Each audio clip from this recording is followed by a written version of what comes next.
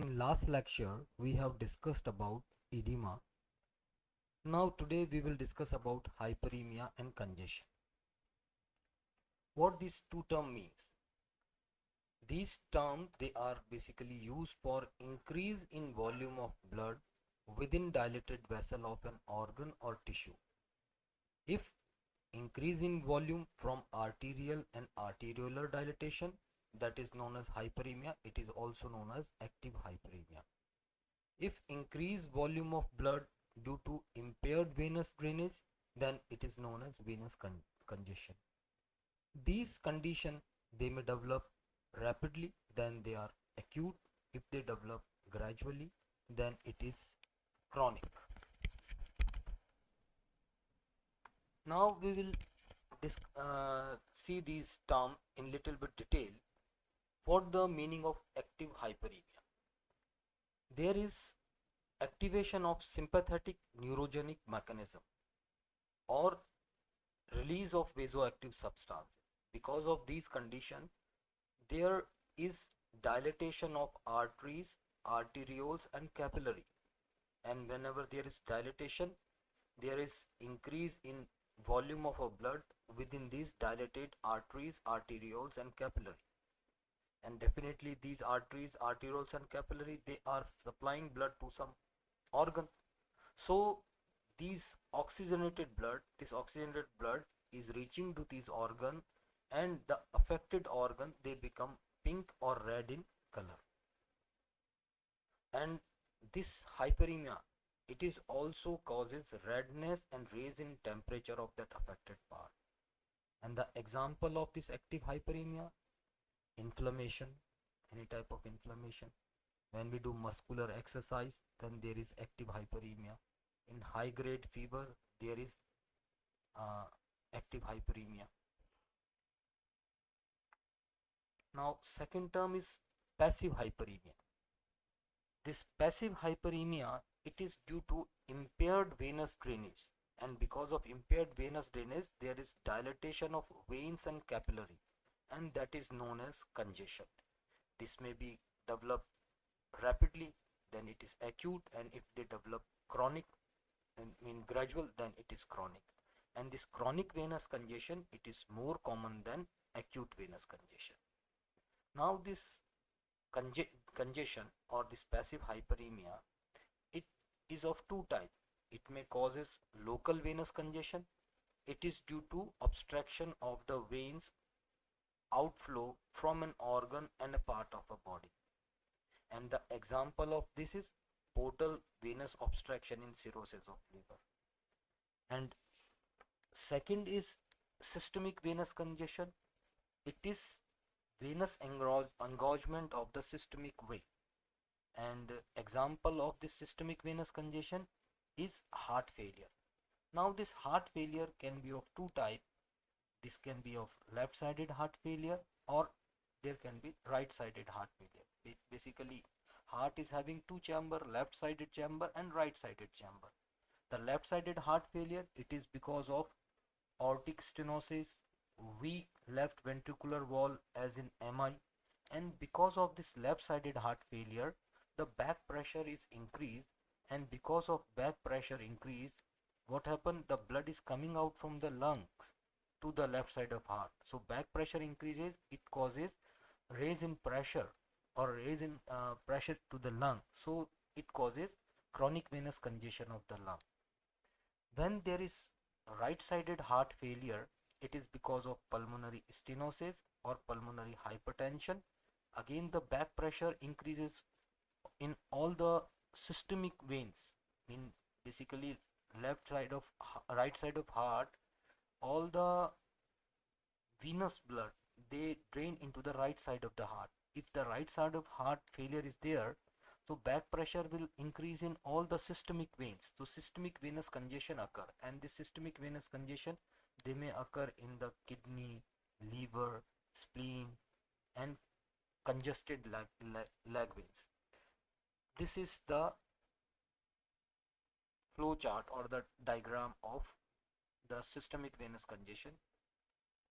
From the if the right sided heart failure occur, The pressure transmitted upstream of the right heart and causes systemic venous congestion, and they lead to CVC liver, CVC spleen, CVC kidney, congested leg veins.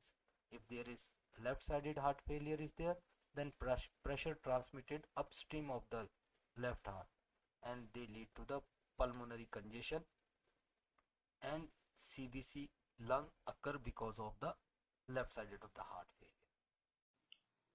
This is another type of hemodynamic disorder, that is shock. First of all, how we define the shock, the definition of shock. Shock is a life-threatening clinical syndrome of cardiovascular collapse, and which is characterized by first an acute reduction of effective circulating blood volume, that is hypotension, and second is inadequate perfusion of the cells and tissue, that is known as hypoperfusion.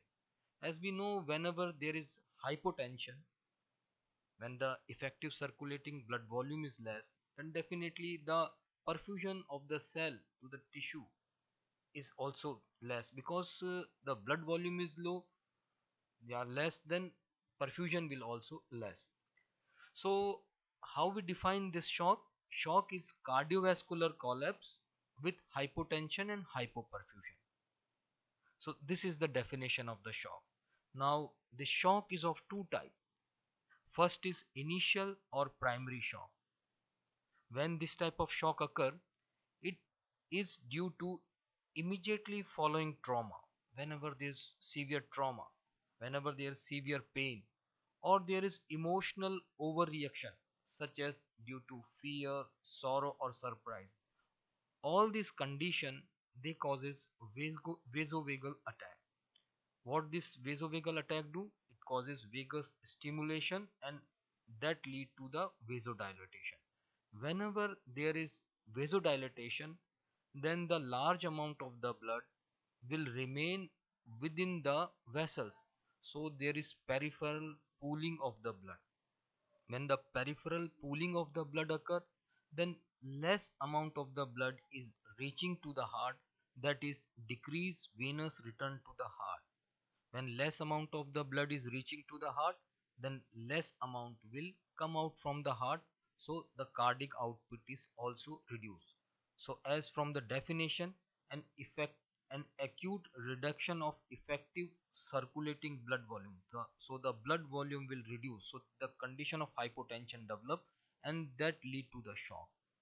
In this type of the shock, usually it is for transient period. We have the patient develop brief unconsciousness, weakness, sinking sensation, pale and clammy limbs, weak and rapid pulse, and low blood pressure, and this type of uh, shock that last for a few seconds or few minutes. You all have encountered such type of patient which undergo this type of a shock. Whenever some person listen very sad news and suddenly that person get collapse, then that person is encountering this primary type of the shock, which occur due to hemodynamic derangement, that is hypotension with hypoperfusion of the cell, and this is the type which is commonly referred to as shock if not specified. Suppose we say that this patient is in shock, it means that patient is in secondary type of shock or two type of shock. Now according to the shock is being classified according to etiology. There is three type of shock. One is hypovolumic shock, another one is cardiogenic shock, and third one is septic shock. Now what is hypovolumic shock? The name itself explains. Hypovolumic shock means where there is reduction in blood or plasma volume, which causes shock is hypovolumic shock. Whenever there is reduction of blood or plasma, and because of reduction of blood or plasma, the volume of the blood become low, and which causes shock is known as hypovolumic shock. When this type of shock occur, as in severe hemorrhage due to trauma or surgery, or due to fluid loss as in severe burn, persistent vomiting and diarrhea. In these two conditions, in severe hemorrhage, the blood is lost and fluid is lost in the burn, persistent vomiting and diarrhea. And these conditions, they causes reduction in blood or plasma volume, and due to that the shock occur, and this type of shock is hypovolemic shock. Second type of shock is cardiogenic shock. Cardiogenic shock, it is due to cardiac disease. There is fall in cardiac output without reduction of blood volume, known as cardiogenic shock.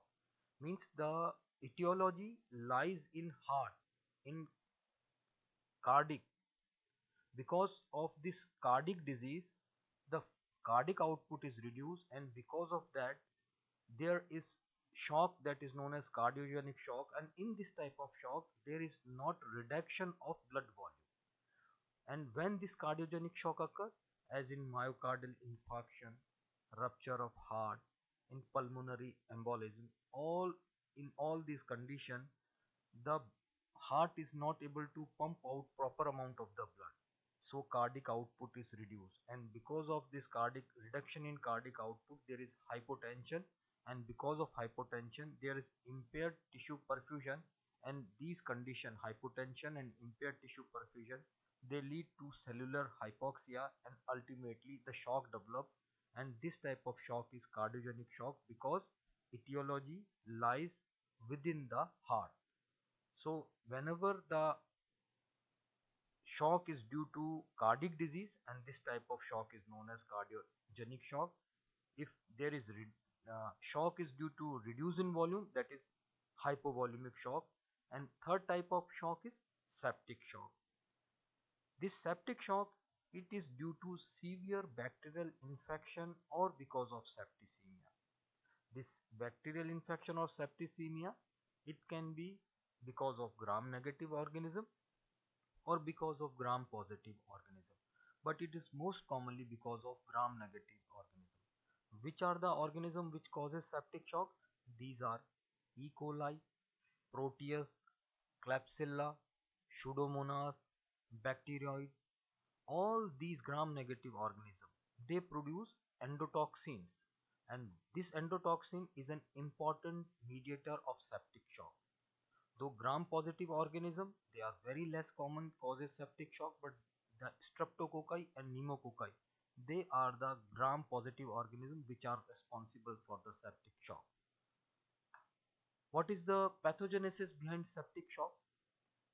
In septic shock, whenever the lysis of gram-negative organism occur, they release the endotoxins. These endotoxins, they are basically lipopolysaccharides, and these lipopolysaccharides, they bind with lipopolysaccharide binding protein, and they form the complex that is lipopolysaccharide binding protein. This complex, they are having affinity for CD14 cells, and this CD14, they are present on the macrophages. This complex, when they get attached with CD14 cell that is present on the macrophages, they causes activation of these macrophages. When these macrophages get activated, there is release of certain pro-inflammatory cytokines, and these pro-inflammatory cytokines, they are tumor necrosis factor alpha and interleukin 1. What this tumor necrosis factor alpha do? This tumor necrosis factor alpha, they causes endothelial injury, one, and simultaneously they also causes activation of other macrophages and neutrophils to release various type of inflammatory mediators. Second, this endotoxin, they are directly damaging to the endothelial membranes, and they causes vascular endothelial membrane. And because of injury to the endothelial cells, there is activation of intrinsic pathway, extrinsic pathway, and common pathway. And all these pathways, when they get activated, they causes formation of disseminated intravascular coagulation. This there this disseminated intravascular coagulation, they form microthrombi in all vessels all over the body, This microthrombi, they block the blood supply to the various tissue. When the blood supply to the tissue is blocked, then there is tissue damage. And whenever this blood supply is lost in large organs, then this causes damage to the various organ and ultimately lead to the multi-organ system failure. Simultaneously, this endotoxin, they also causes activation of complement system. This complement activation, the final product of this complement activation is release of C3A and C5A, complement 3A and complement 5A. The role of this complement 3A and 5A, they are chemotactic for neutrophil and macrophages, and simultaneously they also activate the macrophages and neutrophil. When the macrophages and neutrophil get activated, they causes release of prostaglandin, toxic oxygen radical, interleukin 1 and lysosomal enzyme. These all, they are pro-inflammatory mediators. They directly causes tissue damage, and simultaneously they also causes injury to the vascular endothelium and increase the vascular permeability. When the vascular permeability is increased, the amount of the blood within the vessel reduce. So there is reduction in amount of the vessel, and so the less amount of the blood is reaching to the heart, so less amount of the blood is coming out of the cardiac output become reduced. When the cardiac output is reduced, so there is hypotension, and ultimately there is hypoperfusion, there is reduced cell perfusion, and both these conditions, they causes multi-organ system failure. The C3A and C5A, they also causes degranulation of the mast cell, and when the degranulation of mast cell occur, that causes release of histamine. Histamine is a mediator which causes vasodilatation. So vasodilatation, that also causes peripheral pooling of the blood, which ultimately also causes reduced effective circulatory blood and reduced effective cardiac output. So this vascular permeability, vasodilatation, all these conditions, they causes reduced effective cardiac output, so hypotension, and simultaneously there is reduced cell perfusion, and all these conditions, they are responsible for multi-organ system failure. So this is basically pathogenesis behind the endotoxin, behind the septic shock. This shock has been divided into three stages. First stage, where the person can compensate this shock. This type of shock is known as compensated shock, or the stage of the shock is not progressing, non-progressive or reversible type of the shock. Mean body try to reverse the condition of shock. This type of shock is known as reversible shock. If suppose body is not able to reverse the condition of shock, then this shock entered into progressive or decompensated shock. If body further progress, then body entered into the irreversible decompensated type of the shock. So first, what is the reversible shock or non-progressive shock? In this this is the early stage of the shock. In this, body try to maintain the blood supply of the vital organ such as the brain and heart, and this is achieved by the activation of the various neurohormonal mechanism, and that causes widespread vasoconstriction, and also by conservation of the fluid by the kidney. What happens whenever there is reduced flow or there is tissue anoxia? All these activity, mean hypotension and hypoperfusion, they lead to activation of neural and hormonal factor that is present on the baroreceptor, chemoreceptor, catecholamines, renin, etc. And all these things, they causes vasoconstriction of the vessels which is present in the skin and abdominal viscera. And this vasoconstriction, this causes try to maintain the uh, blood pressure. It means they increase the blood pressure. They also causes increased heart rate and try to maintain the volume of the blood, and by doing this, they reverse the condition of the shock. But in septic shock, what happened initially, there is vasodilatation that is followed by the vasoconstriction, and then they try to maintain this condition. Mean they increase by vasoconstriction, they increase the heart rate and increase in blood pressure. But in severe septic shock, there is elevated level of thromboxane A2, which is potent vasoconstrictor and causes increase in cardiac output.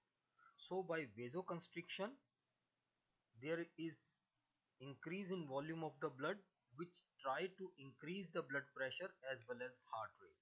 So this way they try to reverse the condition of the shock. And second, by conservation of fluid by the kidney. What happen in hypovolemic shock? The body try to compensate the actual loss of the blood volume. And how this is being achieved? By following factors, they assist in restoring the blood volume and they improve the venous return to the heart. And how the kidney try to improve the blood volume in hypovolemic shock? By releasing the aldosterone from the hypoxic kidney. This aldosterone, it is sodium preserving, means they try to absorb the sodium. This hormone try to absorb the sodium, and along with the sodium the water is also absorbed. So by absorption of the sodium and water, they try to compensate the actual loss of the volume of the blood. Second, release of antidiuretic hormone. This antidiuretic hormone, they reduce the diuresis in the body. Third, there is decrease in glomerular filtration rate due to arteriolar constriction. So when the glomerular filtration rate will reduce, the reduction in the water, and there is conservation of sodium and water, that will lead to actual, that will try to compensate the actual loss of the blood volume in hypovolemic shock. And last one is shifting of tissue fluid into the plasma due to lowering capillary hydrostatic pressure. So by these two things, the body try to reverse the condition of the shock by widespread vasoconstriction, and second, by conservation of the fluid by the kidney. Now, if suppose patient will not recover from this stage, then this patient in shock will enter into progressive type of the shock. And what happen when this patient enter into progressive type of shock? The patient which is having pre-existing cardiovascular or lung disease, suppose patient in shock and having pre-existing cardiovascular and lung disease, then there is progressive deterioration in patient. And what are these deterioration? The deterioration are pulmonary hypoperfusion, which result in tachypnea, means shallow and rapid respiration, and acute respiratory distress syndrome. Second, because of this, tissue anoxia, because the tissues are not getting proper blood supply, so tissue anoxia is there, which causes anaerobic glycolysis that result in metabolic lactic acidosis. And third is anoxia of liver, also cause reduced clearance of lactate, which also lead to acidosis. So in lung there is tachypnea and ARDS, acute respiratory distress syndrome, and in rest of the body there is acidosis. So these two conditions, they worsen the condition of the shock. And then suppose patient will not recover, then patient entered into the stage of irreversible shock. And this shock is so severe that in spite of all compensatory mechanism, despite of all therapy, and despite of control of all etiological agent, no recovery takes place. And this type of shock is known as irreversible shock. And in this type of shock, the effects are there is fall in blood pressure due to deterioration of cardiac output due to release of myocardial depressing factor. And what more, the severe metabolic acidosis occur due to anaerobic glycolysis. So the body is having acidosis. There is respiratory distress due to pulmonary edema, acute respiratory distress syndrome. And because of lack in blood supply, there is ischemic death of the brain, there is ischemic death of the heart, there is ischemic death of the kidney due to reduced blood supply of these organs, and due to that the patient result in coma, the worsening of heart function, and progressive renal failure. So these things they happen in the reversible type of shock, progressive shock, and irreversible shock. Now, how this patient clinically present? What are the clinical feature of such type of patient? In clinical feature, we see that there is depression of four vital processes. What are that? That blood pressure become very low, temperature become subnormal, pulse become feeble and irregular, and respiration is shallow and sunken. In addition to this, the patient have pale face, sunken eyes, weakness, cold and clammy skin, renal dysfunction that lead to oliguria. With progression of this condition, the patient may develop stupor, coma, and ultimately, if the patient will not recover, the patient will die due to this shock.